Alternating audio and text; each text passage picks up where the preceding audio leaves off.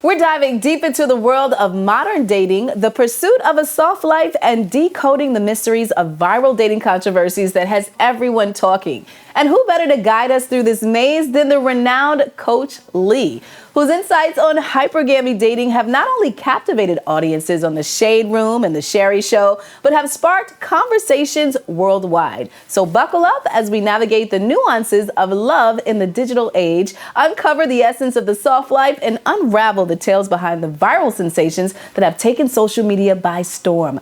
Let's get started.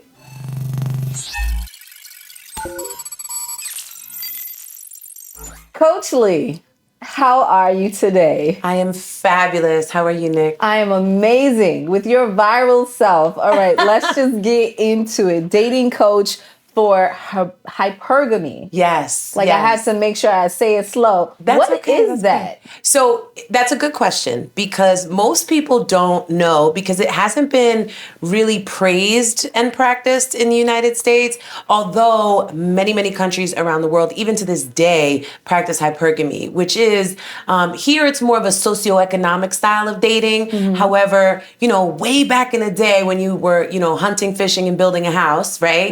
The men had to show the family that I could take care of this woman. So in order to take her hand, I had to bring something to the table. And so what hypergamy is a woman that dates above her social norm, above her financial norm, and finds and attracts men that got some money. That part. Well, everybody's trying to get flued out. Let's just remind the audience and listeners of the clip so that they know where this is coming from. Let's roll it. For them. So if you're making $50,000, don't date. Oh, I'm just being for real. You're not ready to date. Again, I'm with you when you're not ready to date. And you're not ready to date because courtship costs. Okay. Everything costs. Okay. You can go for 22 walks in the park, but eventually, shorty is gonna need a sip of something. She gonna be thirsty. This bottle of water is $3 in Atlanta. Let's not play. So if you don't have any expendable cash, don't date. And whatever that looks like for you, you might only make $50,000, but you live in a shoe. And now you got expendable cash. Okay. You know what I'm saying? Right. And I'm not saying you gotta pay to play to be with a woman. I'm simply saying courtship costs. Right. It is not free to date. Okay, so you got a lot of attention with that. And you upset some fellas who's like... I did, girl. Wait, what? I did. So explain your philosophy behind that. So I will say this to the fellas that were upset. They're typically the fellas that fall within that 50K or less realm. And I get it. I've been there. I was there my whole entire life until, my 30s when I decided to tap into entrepreneurship. And so it's not so much that, you should never date or never find love. It's simply take a break. Give yourself a moment. Have a moment, give yourself a year, take that extra money you would take to date someone, right? That $250 dinner, those shoes, and invest it into yourself. And just sit down for a year. It's not gonna kill you for a year to have no intimacy and have no relationships. We don't die when we're single, contrary to popular belief. Yeah. So, I pissed a lot of people off. Yeah. But with the understanding that the people who are listening that get it is an empowerment piece. Hey, I really do need to really rethink this. I really do need to get it together. I really do need to have a financial structure because she might be my lady that I'm courting tonight. Tomorrow, she might be my girlfriend. Mm. Next week, she might be my wife. And if that's the case, I need to be able to step in for her, hold her down, lift her up, provide. Yeah. And if you're not able to, provide provision from the very beginning, my favorite saying is if you can't afford a meal, you can't afford a mortgage. So... There's that. So what made you come up with that cap amount? Consider this, right? I live in a city. We're here in New York City, right? A lot of my students are from major cities, right? Atlanta, Houston, LA. And I know that amount changes everywhere you go, right? But the question was asked to me, what would you say about the guys that make under 50K? So it wasn't necessarily a number that I chose. It was simply just a number that I know is not a comfort zone.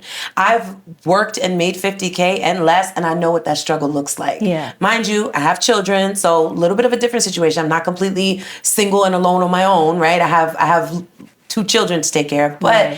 it really just blew my mind that people think that 50,000 is a comfort zone, is a space that you can actually enjoy living life and be empowered to make decisions. See, it's not necessarily the amount of money, it's the ability to make choices. And that's what we're missing when we go 50K and under.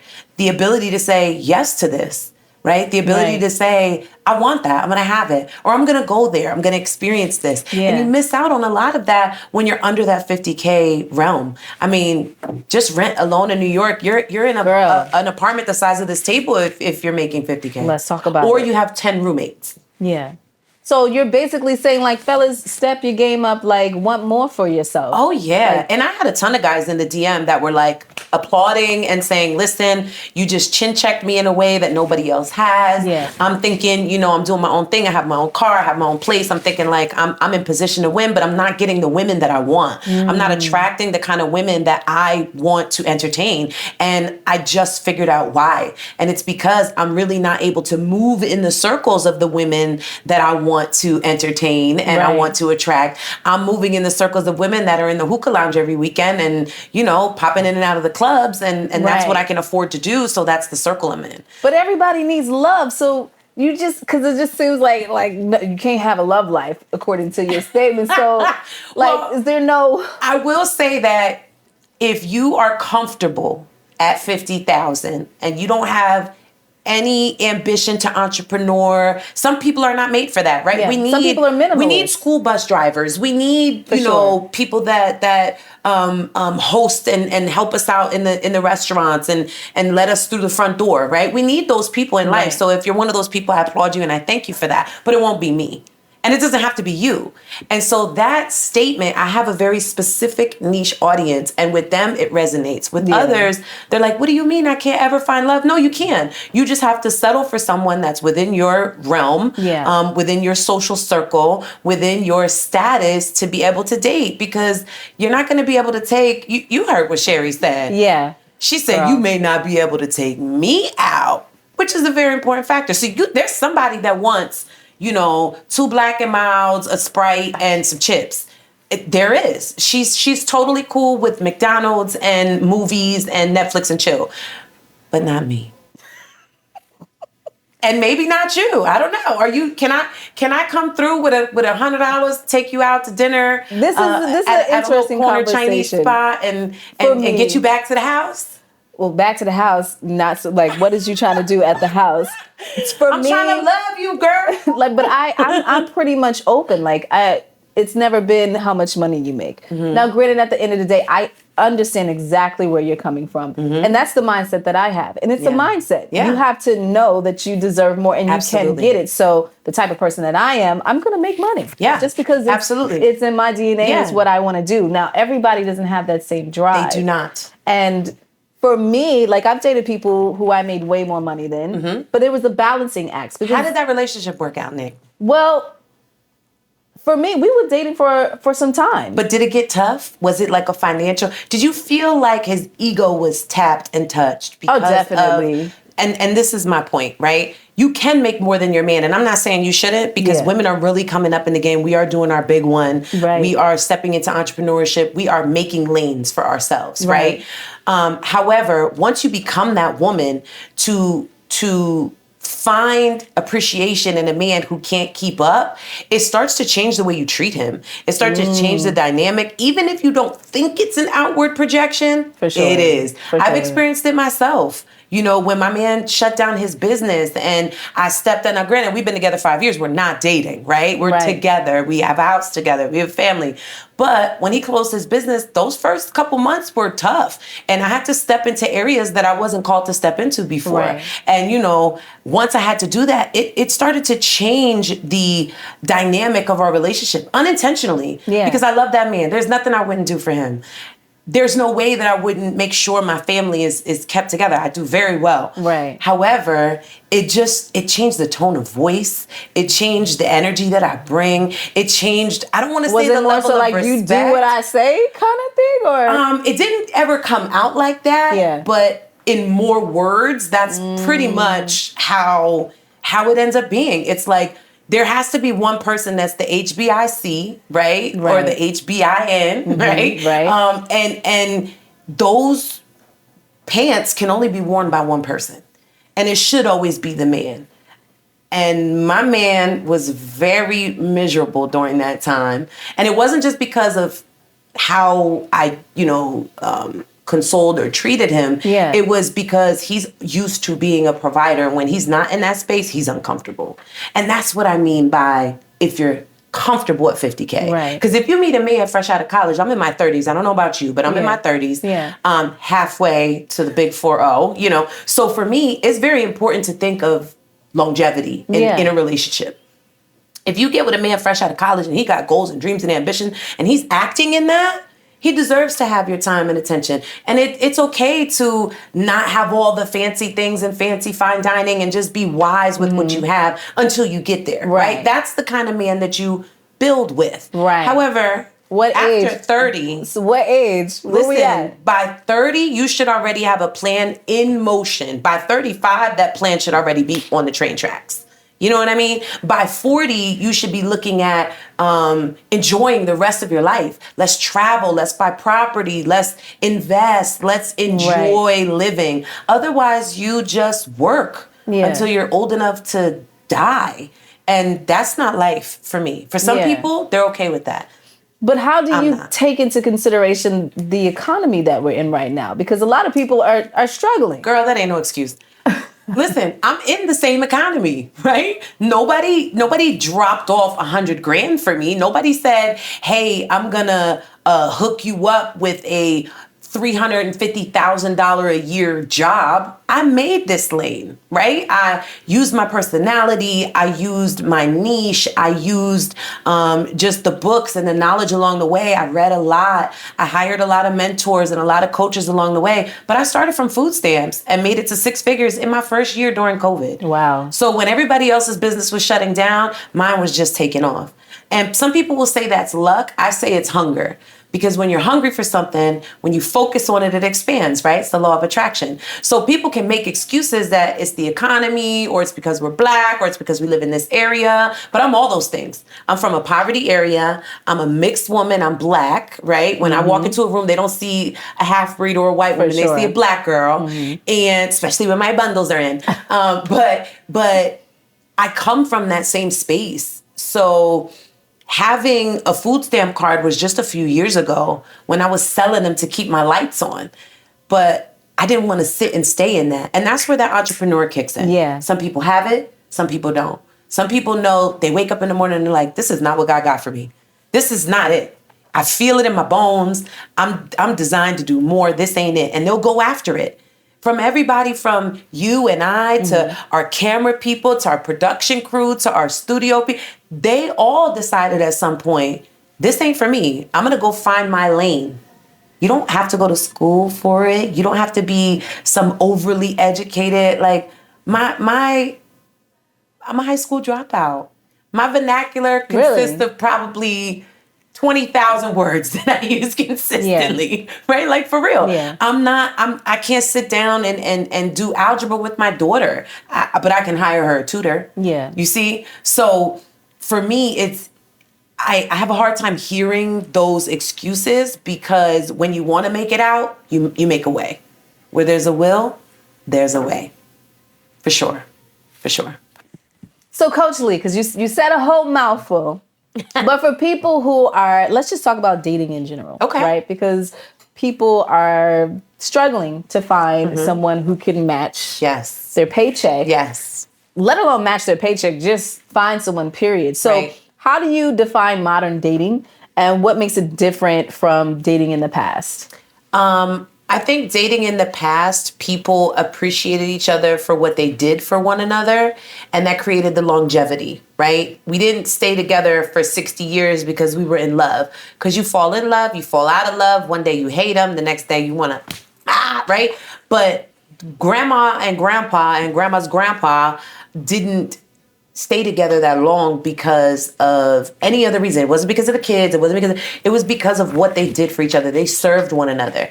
We're in a world now where people are afraid. First of all, the women have been hurt so many times that they're afraid to be servant, right? They're afraid to to live in servancy because they think that it's some kind of like plague. They think it's some kind of like virus or disease, and they try to stay away from it, right? Submissive, Right. right? But the reality is that the reason why people are having such a hard time connecting is because we don't actually know what we want. We don't set a standard for ourselves of what we want. We just get into relationships. We just get into situations because they look good or they taste good or they whatever, right? It's become a physical thing of attraction. And unfortunately, to build a real relationship and connection, it has to be mental.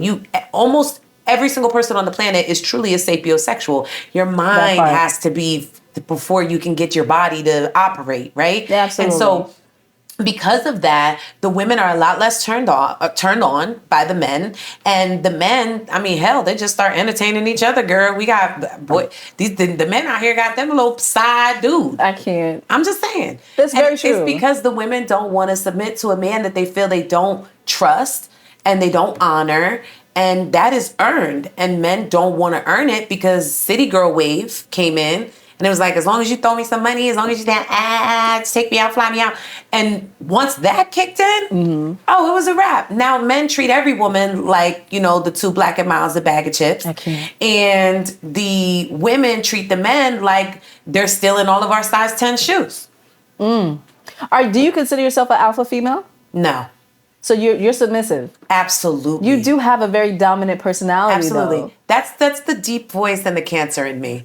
But it's because in these spaces, I could be considered such because I lead a conversation. Yeah. I make sure the direction goes where I want it to go, right? I know how to strategically position myself in a room. Right. I'm being seen in every room I walk into. Everybody knows my name when I leave, right? That's on purpose. Right. However, did you read The Art of Seduction or what kind of books you read? No, you know what? I know to turn it on and off. I think quite honestly, it's just when you are in your calling and you're designed to do something, it comes naturally to you. For sure. It's like, when I go to this movie premiere later, I'm sure I'm going to make tons of connections. People are going to give me compliments on the outfit I slapped together. And you know what I mean? Because I just assert that in the room. Like I'm magnetic. Yes. And so becoming magnetic is a body language. It's an eye contact. Yeah. It's an emotion. It's facial expressions. And I've learned those things along the way, but I've always kind of just had it, right? Again, some people have it, some people don't.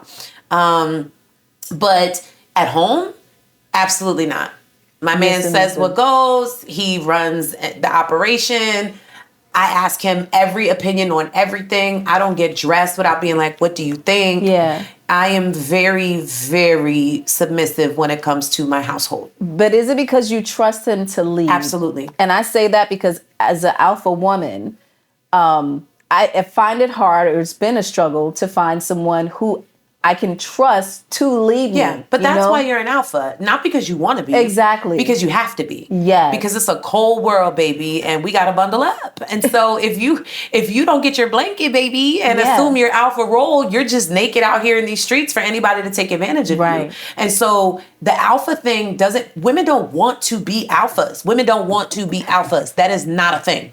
We don't. We want to be soft. Yeah. We want to be able to not have to make the little decisions, not the big ones. We want that responsibility to be relinquished to somebody who we can trust, who we honor within that space, somebody who we know is not going to steer us in the wrong direction. And that is the issue. That is why relationships don't last as long as they used to, and why they're not as valuable as they used to be. You used to break up back in the day and you'd be crushed, like, I lost this person, Right. Now we're like, 2 skips and a hop, ciao, and we're off to the next one. Because it's like, well, what did I lose? Nothing. I lost entertainment. Yeah. Did you grow me? Did you sow seeds in me? Did you position me for excellence? Did you help me elevate beyond where I was? Am I walking out better than when I walked in? And chances are no. Chances are you picked a guy because you were attracted to him, didn't do your homework, didn't ask the right questions. Now you're getting that good D down and you are, feet to the ceiling, swinging from the ceiling fan, and everything is great and glorious until you realize that he came with a lot of red flags. Right. They show up around month 3. By month 6, they're like really waving. And by month 9, you're like, I don't want to do this anymore. And you're off to, single land again. And it's because we don't set expectations in the beginning. We don't know what we want. Well, We just want companionship. Yeah. Speaking of the red flags, the Risa Tisa scandal. You're familiar with that, right? So I am familiar. I'm not going to hold you. I don't know. There was a lot of people that had a whole lot of time on their hands to watch that entire series. I couldn't. I'll be honest. I recapped things from social media because I'm online a lot. Yeah. So I am familiar with her story. But where did she make the mistake? Day one. So the thing is, right, when you meet somebody, you don't just connect and then you're like, oh my God, he's perfect. No, you have to. She did not ask the right questions along the way, because if she did, she would know that this man was not who he said he was, that he could not produce what he said he could produce. That's called drunken love. That's called what do they call it? Love bombing. When a man comes in and says all these sweet nothings in your ear and you just turn on the belief button. You didn't even ask him any questions. If this man says he's an engineer, girl, go Google some questions that might be related to his field and his knowledge and go ask him. I'll tell you what he did, though. He asked the right questions. He absolutely did. Because he was able to find out her weaknesses and fill those voids. He absolutely did. Yeah. He absolutely did. And so it's not to say that, we can blame him all we want, because what he did was dead wrong, right? There's right and wrong. He was wrong. However, she is to take accountability, and she is to take the blame for that, because there's no way in hell that I would be with somebody for, how long was she with him? Some years. I was going to say some fast in the beginning, though. Yeah, I think it was like there's no 3 months way. or something. Listen, when he said he was putting the money down on the house and he didn't come up with the money down for the house, I need to see the bank accounts now. I need to see the credit score now. When you get to a certain point in a relationship and you're living together, before you decide to make that move and live together, you need to make sure that this person is not $90,000 in student loan debt. And these are challenges that we face for real. And if you want to accept that and overcome that obstacle together, by all means, do you, boo. Yeah. At least you know what you're getting into. But don't find out later and have to clean up the mess, because it's a lot harder to, clean it up than it is to just not spill. Okay, let me ask you something. I know you're in a relationship. Let's just say you're single, you're on a first date or just maybe second date. What are the top 5 questions Coach Lee's asking? I would ask him why he does what he does, right? So outside of just saying oh, I know he's an engineer, what made you get into that line of work is important, because I want to know, is this something that you happen to stumble across? Is this something that you're passionate about? Are you pursuing a dream or a vision? Or are you just working out a place because it pays you good, right? Because that's going to tell me how much you're willing to sow that knowledge that you just acquired, that experience you just acquired, and sow it into me. If you love what you do and you're passionate about it, you'll share it with me. You'll take whatever seeds can help me evolve and level up, and you'll pour them into my pocket, right? You'll make sure that I have that knowledge. Another question I would ask him is how close he is to his family. I wouldn't necessarily just out the gate, we ask yes and no questions of do you have kids? Are you close to your mom? No. What's your family dynamic like? Who of all your family members are you closest to, and why? Yeah. Right? I would ask those questions, because it helps me to determine, number one, his love language. He'll tell me why him and that person are close, right? And if you're listening correctly, if you're quiet long enough, he'll spill all of the reasons why him and this person have bonded the way that they have. Yeah. I would also ask him what he wish he had more time for, because I want to know, number one, if you have time for me. Right? In a relationship, if we pursue this thing beyond this table of the first date, can you make time for me? Do you have it within your schedule and within your capacity to be able to give me the time that I need, right? Because my love language, a part of my love language is quality time, right? And I need to know that you can make that for me, so that I'm not blowing up the CEO's phone wondering why he's not answering. And really, this man is just busy and he's just working. We all want a rich man, until we realize that they're busy. Exactly. Right? So I would also ask him, what are some of the things that he has learned along the way that could affect me in the direction that I'm going with my business? I would share with him what I do, and I would share with him what my goals are. And I would ask him how he sees himself stepping into this, role as a partner, as a potential partner with me, and what that looks like for him in terms of what he is able to handle, what he is excited about, and what he's able to actually just, again, sew in. Yeah. How can you take me from here to there? He might say, honestly, I don't know anything about the space that you're in. I never had a dating coach. I've never really found out anything more about that. But if he's interested, he'll ask me questions. And then I know that I'm on the right track with this man. He's intrigued by me. So I would kind of shamelessly plug that just to see if he asks me those questions, to see if he's interested, and then for me to plug my problem. Of, let's say I'm working on my website and I'm doing it by myself. It's taking me a really long time because I'm not a web developer. You want to share that with him. And I want to see if he not just offer, but maybe connects me with somebody. Remember, this is a first date. So maybe he's not like, oh, here's $5,000 for you to go rebuild your website. But maybe he's like, you know what? I have a friend who actually builds websites. And if he's networked and connected, that will be his answer. He may not be able to do it himself. He may not be willing to reach in his pocket just yet. Yeah. But he may be willing to connect you two together. And as time goes on, next date, next week, next month, he may say, how's the website coming along? Oh, it's good. I'm just at a standstill because, it's going to cost me another $3,000 to finish out what I need. And then he'll reach in his pocket. Yeah. If he's concerned, if he cares, and if he wants to see you win. If he has the financial capacity to do it.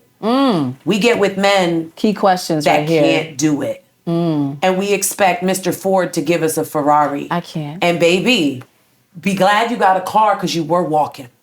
You know what I'm saying? You walked here. You Ubered here.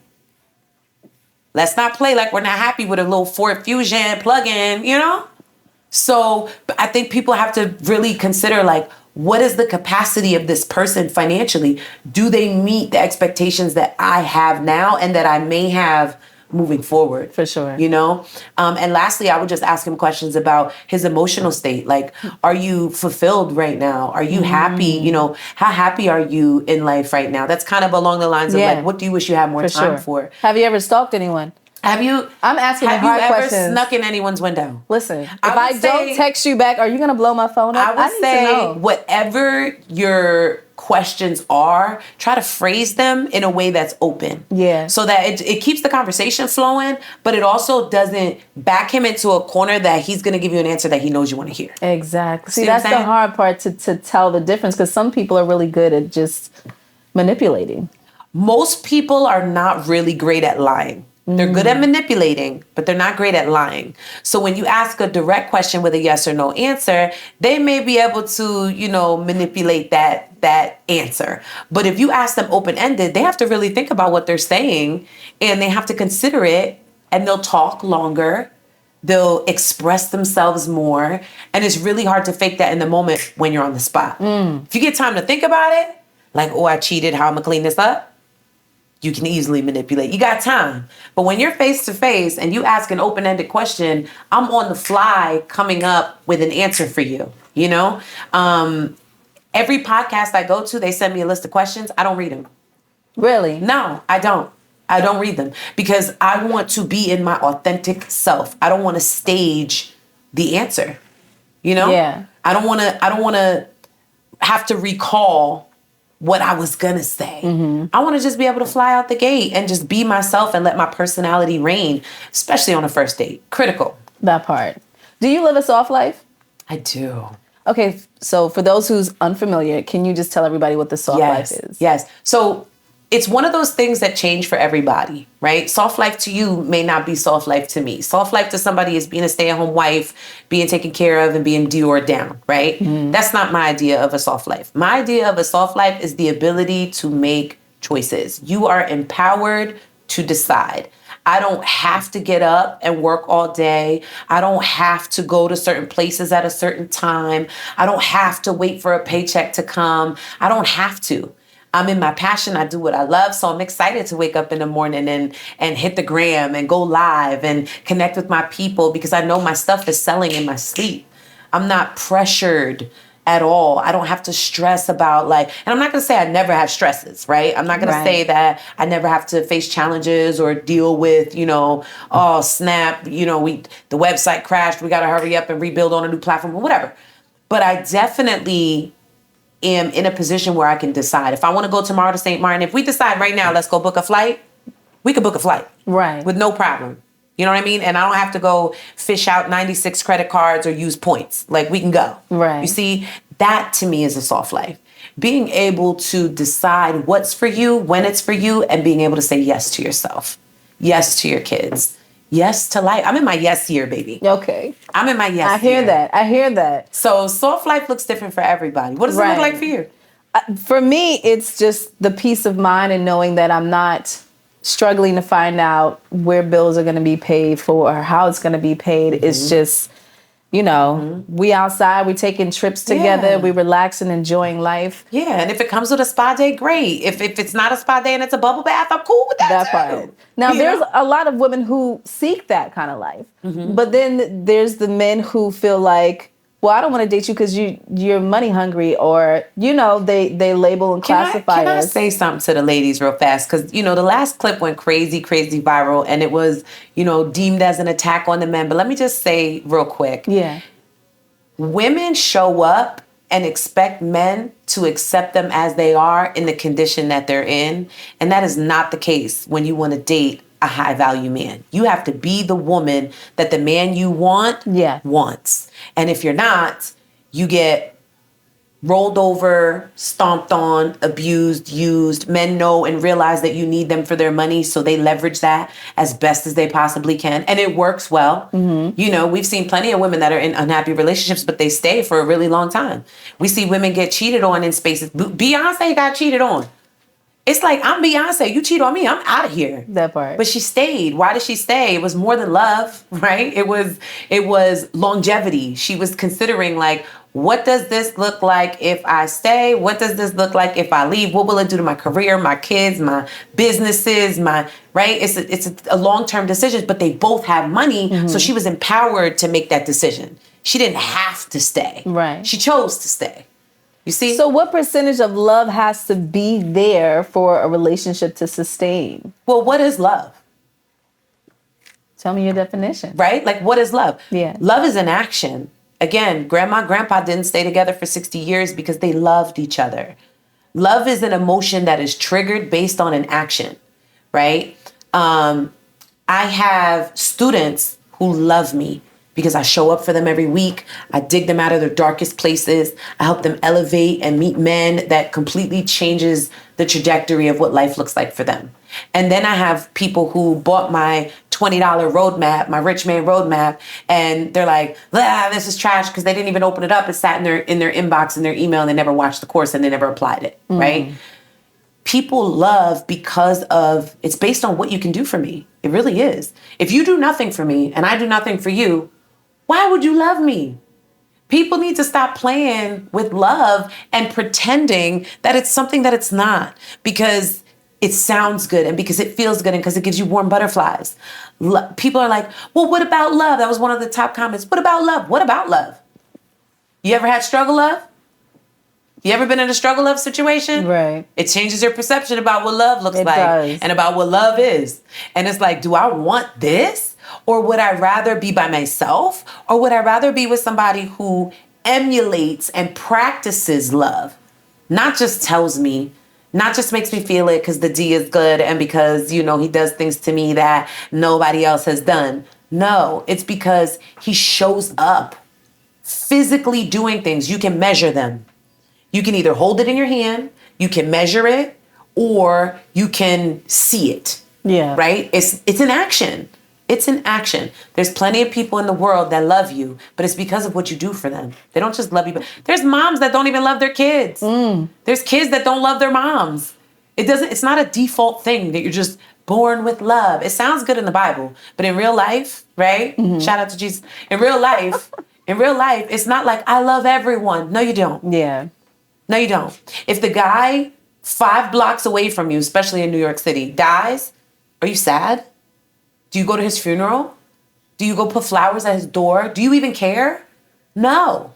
But if your neighbor downstairs who shovels the stairs all the time and puts your garbage around the front and takes it back and puts it next to your apartment, that guy, he dies, you're sad. You show up at his funeral. You send the family flowers. You loved him because of what he did for you. Not just because he was the guy downstairs. This harsh this harsh reality is gonna hurt some people's feelings. Yeah, but the truth hurts. It's the truth. I was telling you, the last podcast, it was 20 pounds heavier, face was fat. They was coming for me, girl. They was like, you too big to be, your back too big to be saying this stuff. I said, listen, it don't matter how big my back is, honey, because my bank account is bigger. And I'm going to say how I feel regardless. But what I didn't do was keep eating stuff that I knew I shouldn't be eating. Right. What I did do was get my ass in the gym, because what I won't do is be caught slipping twice. And if that doesn't make me feel good, I'm going to do something to change it. Not because of the perception of everybody else, but because they were raising an insecurity in me that I already had. They were surfacing an insecurity in me that I tried to tuck away, hide away, pretend it didn't exist. No. You look in the mirror and you see that you're not happy with what's going on. You see the double chinning, you see the arms flapping. You're not happy with that. Yeah. So let's not pretend that you are happy just to satisfy yourself or others. Let's use that critique. Let's use that painful truth to position you to where you want to be for you, for real. No man on this earth wants to be like, I only want to be able to afford Applebee's for the rest of my life. Said no one. No man is like, I don't want to travel. I don't want to take a passport and go experience the world. I don't want to eat at fine restaurants. I don't want to have nice clothes and shoes.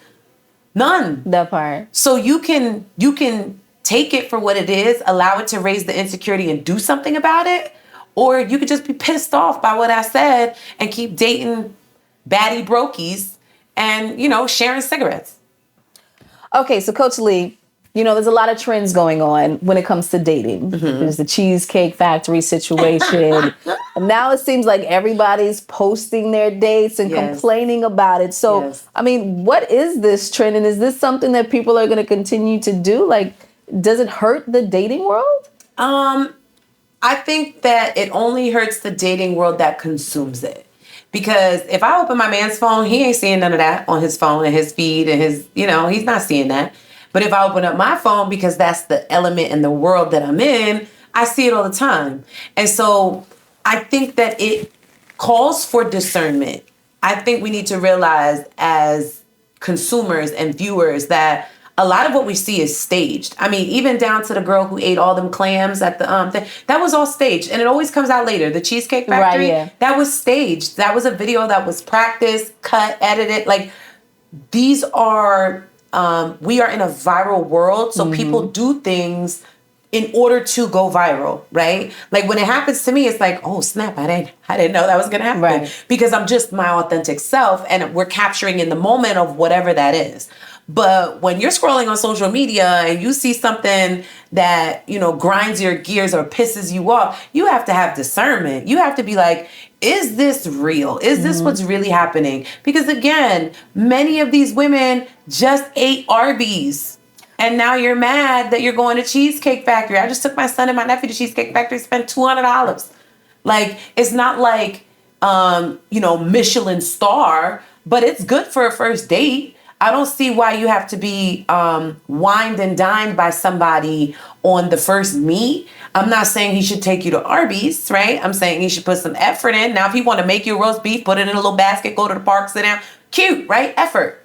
But if you are consuming this stuff and you are not conscious of what's authentic and what's staged, it's staged for the purpose of going viral. And it feels just like the powers that be have manipulated media for so long that now it's as simple as people with a cell phone being able to have that power over other people. And now you just missed out on your potential husband, because right now his capacity is Cheesecake Factory. And it might not be that in 6 months. It might not be that with the power of you in his life. We motivate men, period. That part. So it may not be the same space in 6 months or even 6 weeks or even 6 days. You think these men ain't tired of dating $300 dinner dates with women that don't show up as anything except for cute? Can't add any value, can't bring anything to the table. We hate that question because we don't know how to answer it. So Cheesecake Factory is a spoof, and it needs to stay on social spoof section. But it's first date worthy to you. If I was who I was 4 years ago, absolutely. But not now. Not now. because now I'm in a place where it doesn't mean I won't go, right? It doesn't mean that I don't.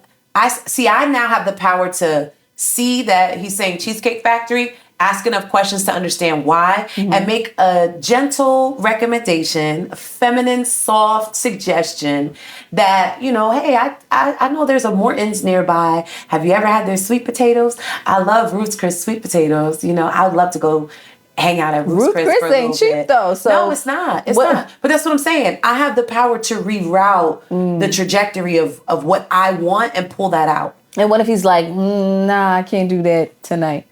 And then I have a decision to make. It's like, you know, okay, do you not like Ruth's Chris, or, you know, is it too far from you? What's stopping you from going there? Now, if he likes me, he's going to make that happen, no matter what. If he doesn't like me, or I'm sorry, if he likes me, if he can't make it happen, he's going to stand in his truth. And he's going to be like, listen, you know, you want to go to Ruth's Chris? We could plan that for after the weekend, you know, after Friday, payday, you know. Right. But he's not just going to be like straight up no, because I'm asking him open-ended questions that call for him to respond. He's not going to be like, no, let's go to Cheesecake Factory. And if he does, I'm going to ask him, why are you so adamant about going to Cheesecake Factory? What makes you drawn to Cheesecake Factory? You must be a big dessertie. And I allow him to dig his own grave. And I have a decision. Is this a person that I want to proceed with my energy, give him my time, take up space with, or because he stood in his truth, or because, you know, he was honest and he has integrity, or is this somebody that doesn't meet my standard? So if he's adamant about going to Cheesecake Factory, what does that tell you about the man without him having to say anything? That he either has been burnt too many times on first dates and doesn't want to spend that kind of money on another woman. I didn't give him enough information over the phone or on FaceTime to really have him understand who I am and how I show up, right? So he's still trying to figure me out, and he's actively dating. It tells me that he's actively dating multiple people, right? He's going out on dates, because if he wasn't, he wouldn't be as money conscious of how much he's spending on this date with me.